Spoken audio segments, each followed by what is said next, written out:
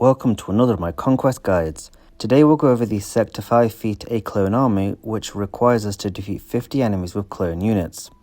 Fortunately, we have a node that we can farm all 50 kills from during a single battle, the Aiden's sub-boss node. Aiden's unique allows her to revive indefinitely as long as she has at least one active Imperial Trooper ally, making her ideal to farm kills from. This is, however, dependent on having the right data disks. Instead of relying on the usual Volatile Accelerator Amplify Agony setup to carry the team, we'll be using stacking offense-based disks, mainly Stacking Fervor and Ruthless Offense. Voluntary Vanguard and Protection Shield will be sustaining the team, ensuring we get the full 10 minutes. Unstable Decelerator is also recommended as it will help us better control Aiden. We'll be running an OG Rex lead for the huge turn meter gains, and is why we don't need any Ruthless Swiftness discs. Echo, essential to trigger Stacking Fervor. Cody, bringing a mass assist. Captain Rex, other than his high damage basic, his unique brings a lot of durability to the team, extra defense and tenacity as well as passive healing. And finally, Fives will be our tank and get marked from Voluntary Vanguard. A brief word on Fives, he is the ideal tank / thick character to soak up the hit, as he'll benefit from all the clone synergy, in particular Captain Rex's unique. However, if your Fives isn't relicked or good enough to last against Aiden's counters, just use your strongest character that isn't Malik and has a lot of protection, so Crew, Jedi Master Luke, L3 for example, are suitable alternatives. So the goal is to get an turn meter loop where Aiden counters our attacks, feeding our team huge bonus turn meter through Rex's lead and ensuring our units are always at full turn meter.